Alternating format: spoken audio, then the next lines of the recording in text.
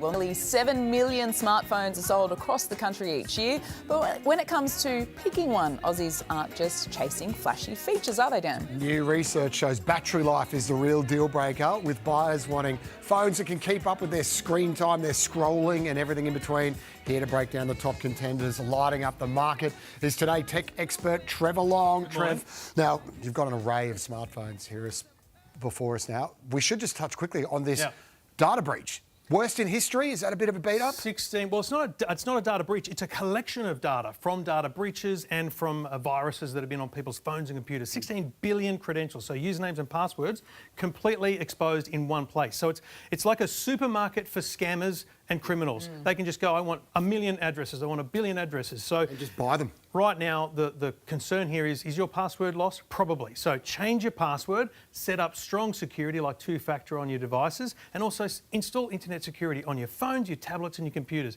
That's the best way of staying safe right now. All right, terrifying news out of the way. Let's break down smartphones. What are Aussies looking for? I found this staggering. This is research by Oppo, who make a lot of smartphones in Australia. The battery life is the number one thing people are looking for.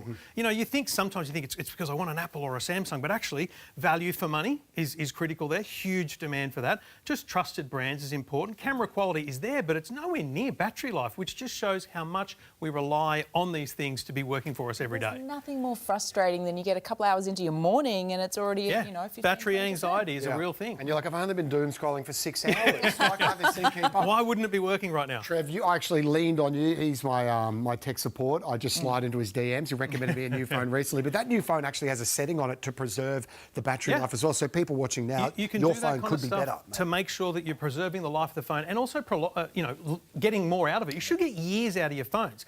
But the thing is, you don't need to spend thousands. These phones here, we'll start with, they're under $200, all of them. Now, you'll notice they're all feature phones, is what we call them, or dumb phones, whatever you like, but old school. You know, we're talking about the Nokia. That's a Barbie flip phone over there, guys. Trev, I mean, this is basic. Check this out. It's legit a Nokia 3210, right? That was my first ever phone. Honestly, it's good, doesn't it? You've got Petrosky. It's a great way to operate because people can call you, people can text you, you can text them back, but you don't have that, I'm not tied to the phone. So you can actually spend just a couple $100. Also a great way to get your kids into phones. Don't give them a smartphone, give them a basic phone. These ones here are under $500. Okay. So again, we're looking at that value proposition.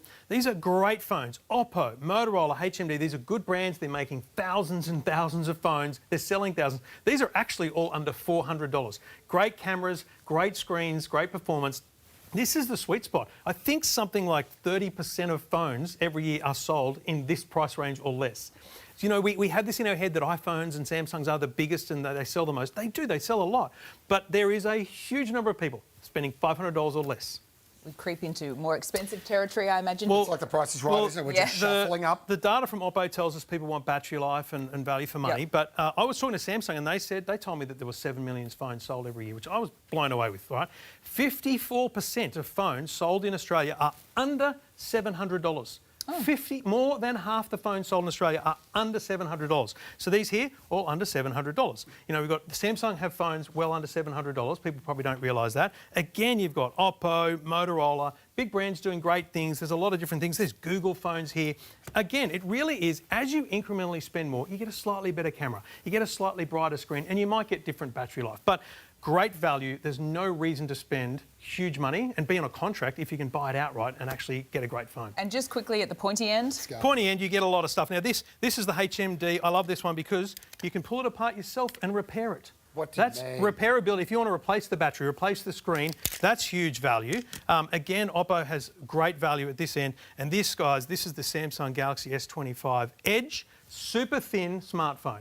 Look at that. That is way... I don't want to show you because you've got an S25, but that is beautiful thin, and we're going to see a rise in thin phones because I think Apple are going to release a thin phone later this year as well. Never be able to find that. That would disappear. Trevor Long, thank you, Mate. as My always. pleasure. Get your soldering iron out and fix that up, brother.